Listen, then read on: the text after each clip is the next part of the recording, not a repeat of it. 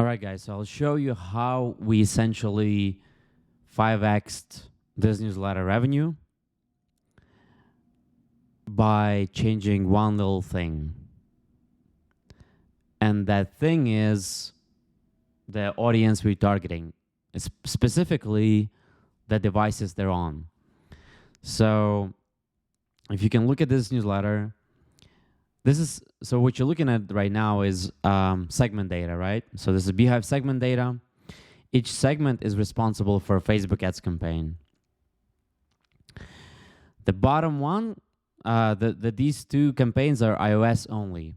These three campaigns are like 95% Android, pretty much Android only. So as you can see, we've been getting pretty cheap subscribers, and with that cheapness, there is a cost. There's a trade-off, right? That trade-off, you get lower open rate, and well, not necessarily lower CTR, but in this case, there is lower CTR. So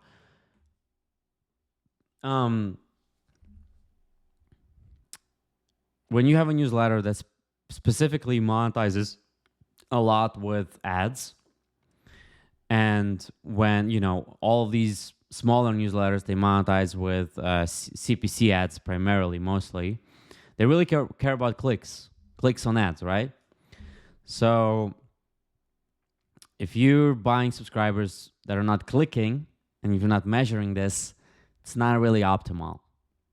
Not optimal. Now, we've seen that this device data, or device, like, iOS and Android audience can have the same number of clicks, maybe different open rates, different clicks rates, but ultimately the same number of clicks per 100 subscribers, or one subscriber, or whatever you want to, however you want to measure it. So this means is that every business is different. Measure it for your newsletter. Make sure you're measuring it. Make sure you're segmenting this data. But essentially, this is what's happening, and it's not only device data. It also the gender and the age. It also affects the geo. Obviously, it also affects the open rates and click-through rates, and ultimately, in this game of making positive unit economics, right, or trying to improve unit economics, you want to optimize for the metric that's contributing those, to the unit economics. And so if you have a newsletter that sells products, sells subscriptions, that's what you want to measure. And what's the contribution to unit economics of that revenue stream? If you have a newsletter that monetizes mostly with ads, in this case CPC ads, you want to measure cost per subscriber that contributes the most to revenue per subscriber. So essentially, like, I'll show you how it works. So we have all these segments. We have open rates, click-through rates. We have subscribe data. We have a number of clicks for each segment, right? Then we have total clicks day one for each segment per subscriber. Then we have total clicks day 3. So day 30 actually per subscriber. And then we have average. Let's say we can change this. This is actually too conservative. Let's say it's like 120 or something. And now for there's ad CTR and CTR. So you want to find the ratio. What's the ratio of what's your overall CTR, and then what's the on average ad CTR. So we found that it's like 35% of people that click in total click on ads or something like that. So and then we want to essentially account for that, you know, in our calculation. So and this is the end result is revenue per segment. Okay, so this is revenue revenue per subscriber. Revenue per subscriber. There is also includes the churn. I think, yeah, it's pretty like rough. It's not. It's pretty ballpark, right? But it's still like, even if it's somewhat accurate, this is huge. So essentially, we find out that this campaign specifically, or iOS campaigns in general, significantly affect revenue per subscriber. Now, you want to look at CPA as well, because CPA is now looking something like this, right? So about $1 per iOS subscriber and about 70 cents per Android subscriber. Or like, it also depends on the scale, but this is, you know, this is the data at current scale, which is like 300 a day or something, or 200 a day per device. So like in total, could be like 300, 500 a day. Yeah. So if we only use ad, essentially, like if we like, actually we can calculate the payback in days, or like in months, actually in months. This is really, really rough because it doesn't account for like reduction in, it doesn't account for reduction in you know, in open rates over time, and like maybe churn changes. So, and then probably click-through rate changes and all these things. But yeah, like, it's in isolation, this segment, or like iOS segment, pay themselves even at, you know, whatever this, like 30 cents higher CPA, it still pays back. Like the payback period is much shorter than the Android. So the decision would be here is to turn these off, and we can still keep this one, or, well, like if we can, you know, it's only this is only considering we're getting revenue from CPC ads. It's like if there's CPM ads, and then there's, you know, maybe Sparkly, Beehive Boost, or whatever, maybe we're selling something to them, we can still keep these running. But if we only have, majority of our revenue comes from CPC ads, this is the decision, right? We just keep these running, like this one specifically. And I think this is pretty, we can ignore this much, because it's like 23 subs. It's pretty, you know, like very low sample size. This is going to be probably closer to these metrics.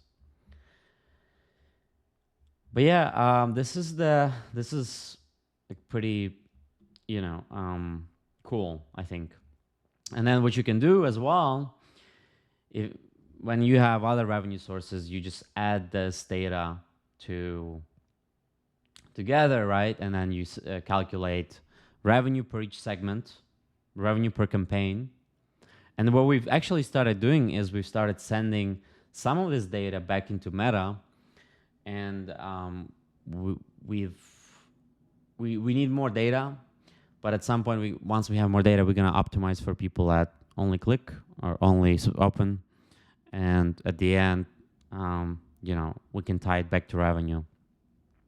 Now, this doesn't always work. Sometimes it makes sense to optimize for, you know, for subscribers, getting people in, and then just like measure the backend data behind the segments, behind the specific ad. But yeah, this is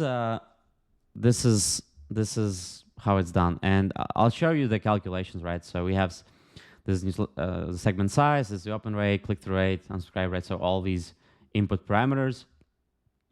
Clicks is just, you know, we get we multiply, you know,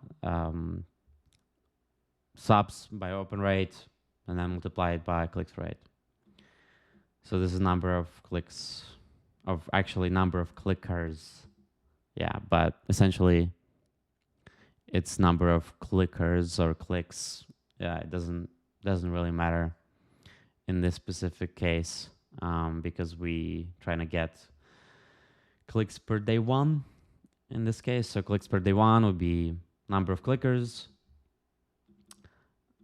divided by total size of the segment. And then the 30-day thing is basically, we're already accounting for churn here. So I think this is good. Yeah, we don't have to account for churn there. So we number of clickers multiplied by, or number of clicks per sub multiplied by 30, and then multiply by 1 minus unsubscribe rate. This is pretty rough, right? Because like we're assuming they will I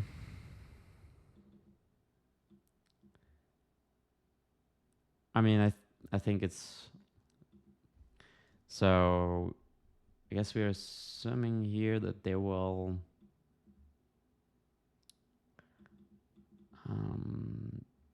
unsubscribe on day 1. No, on day 30. I think that's what we're doing here. But let's actually remove this. This is not, I think this is not a proper way to do this.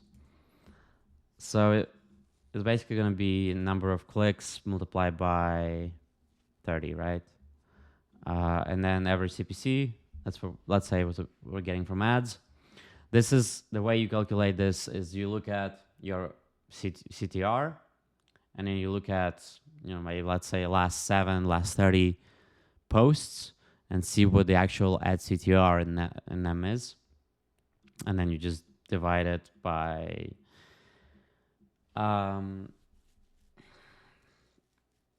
you just divide it by the actual CTR. So ad CTR by actual CTR. This is also can be flawed because each segment can have different ad CTR. So I think you could theoretically look into Beehive segment and see which, you can look at it. You can just create a segment of people that came from this segment and clicked on ads specifically. So that's even better.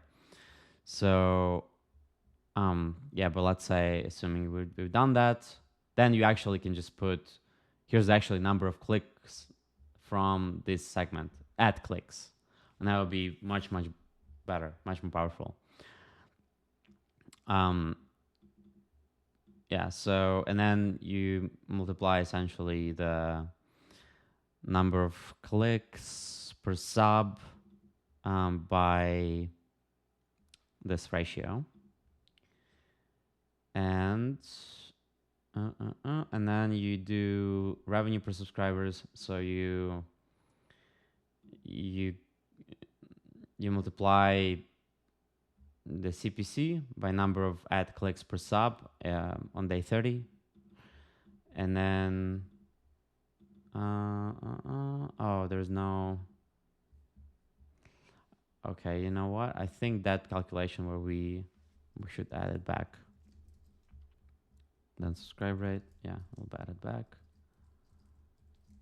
So because it need to count for unsubscribe rate somewhere.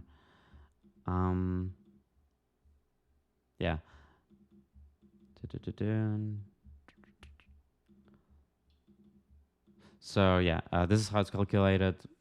Again, feel free to play with it. I might have missed something as well, but this is revenue per subscriber day 30 from the segment. And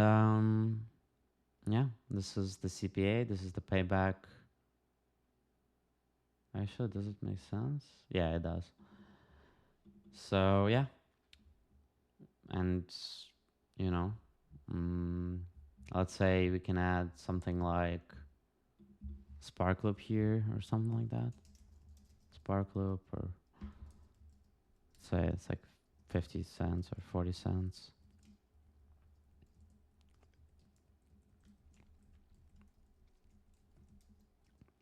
No, revenue per scrap. No, it's okay. Now, wait, does this make sense? Oh, it has to be plus. Yeah.